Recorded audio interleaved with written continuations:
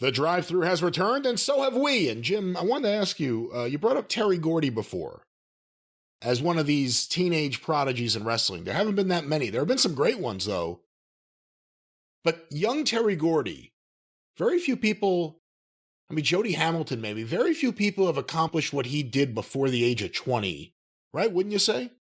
Yeah, and of course, Jody had an older brother, Larry Hamilton, the Missouri Mauler, and they were a brother team when he main evented Madison Square Garden at that point. But at least he had a family member. Terry, I believe I remember that he worked out some with his uncle when he was like 13, and I don't know if his uncle was a local outlaw guy or whatever. Even if that story is correct, there were, even in those days in the 70s, there were always small in the South, small. There was no term independent wrestling in those days. It was just an outlaw show. And if you could find 6 guys that were somehow smartened up to the business that could muddle through a match, you could have a show and nobody ever really knew. But some guys got experience that way. Troy Graham did. But by the time he was 14, there's some of the YouTube footage of Terry out there working as Terry Mecca for those IWA TV tapings. He was a job guy,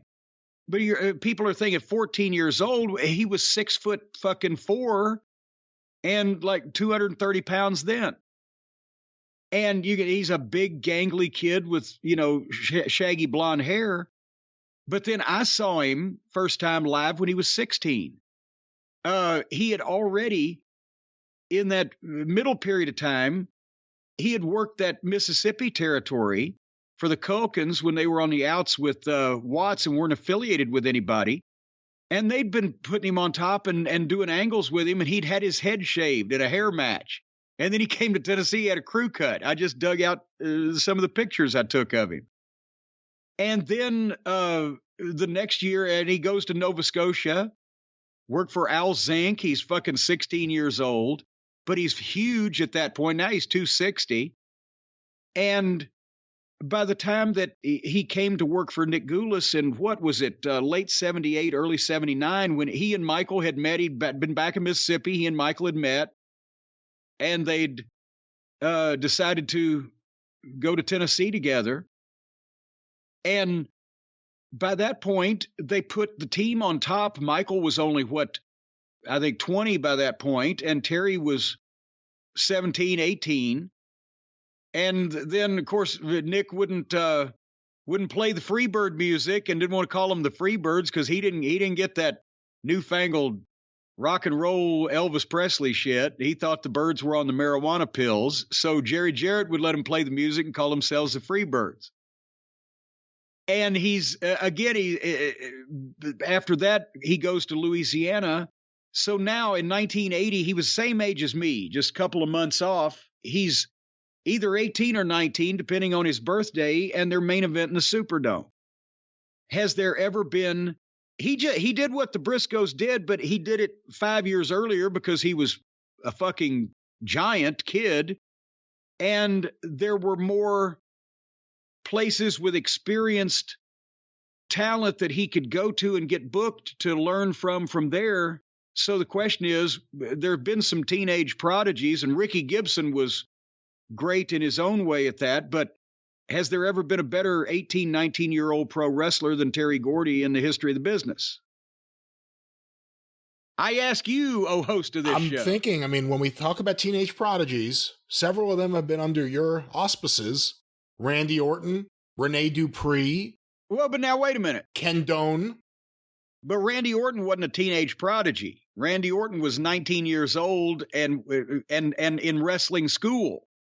He wasn't main event in the Superdome. That's true. And the other guys weren't either. It was just in terms of talent that people perceived at a young age. Yes. Well, and to be honest, in the modern era, you can't at that age do the things that Gordy was allowed to do in the wrestling business in those days. So it's not fair to compare. But in the days when you could, it still didn't happen very often.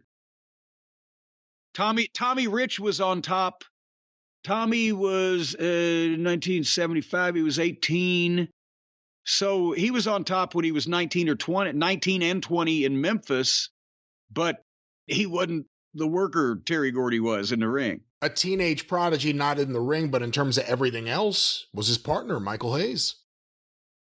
Yes, he was the look and the talk and the vision and the rock and roll music idea. Michael had everything, but his work was the shits. When did Bobby Eaton start working?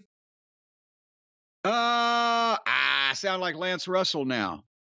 Bobby, well, but when did Jeff Jarrett start working? Well, no, hold up. Jeff didn't start till he was 18. Jerry made him finish high school first. So that was 86. Bobby started when he was 15 doing jobs on TV, but he was on top for Nick by the time that he was 18. But it said Bobby didn't have the size, and to be honest, Bobby, I don't know that Bobby was ready just because he had stayed there for so long. He was ready psychologically, possibly, when he was 18 to main event the Superdome. But he was close behind. Eddie Gilbert had a lot of fanfare, but really didn't do too much that early when he was still a teenager. No, I saw Eddie from his, he had his first matches in Malden, Missouri before he turned 18 because he couldn't get a license in Tennessee. At that point, they had to commission. And he was a good worker from the start and understood, but he was painfully thin and a little bit, awkward. So again, Tommy made him wait until he's almost finished with high school. He could work in Malden and go to school at the same time. So he didn't have that 4 or 5 year fucking head start that Terry got. And he didn't get nearly the head start Bobby got. And also he didn't have the body and the size at first, but he had the mind and the promo that came. You know who probably doesn't get the credit he deserves as a teenage sensation because he did so much more? Mark Lewin. Good point there, because as a baby face, 18, 19 years old, he was being used where in several places at that age. I just looked it up, and again, it's Wikipedia, but I'm just trying to do this quickly. Debuted in 53 at the age of 16. Born in 37, so think of everything he did before, up to 57. Well, and look at what he looked like when he was the Purple Haze in Florida when he was 50 years old. He goddamn looked like Batista. Jesus Christ. The Tonga Kid. Both of them? Well, I said it twice because I thought you kept going. I stopped you with the Tonga Kid. That was my move. I think he was 19 when he main evented against Piper, filling in for Snuka, who went to rehab. And he got over big at first, but then it faded quickly. Yeah. Anyone else you could think of? Teenage sensations. I'm trying. Ring the bell, Davey.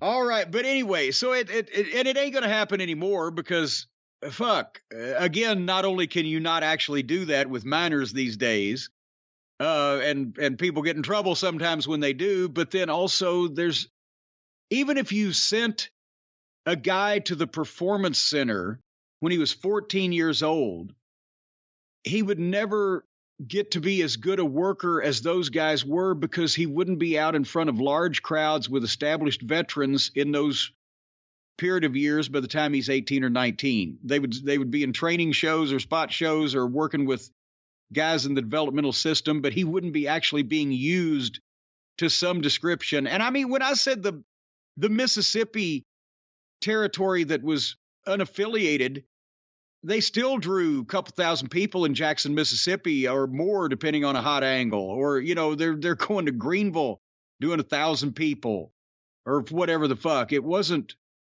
that was small time wrestling back then. So it's all changed. I forgot one of the other teenage sensations.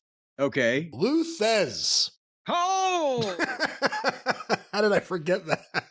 Well, and in all honesty, that was almost not only a different era, but a different business at that time. They basically, they took that kid in the gym and said, okay, he looks great and he's got a great story and he can fucking stretch most people. We're just going to fucking make him the champion.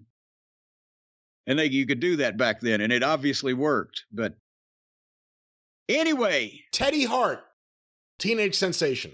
I think we've drawn a close to the subject. I'm not being serious. If you think about what people thought of him up to the age of 20, it's obviously very different now. Well, no, if we talked about what people thought of people rather than what was actually happening in the world, then we could come up with some more teenage sensations. That's a good show. Yeah, we could do a whole new show on that.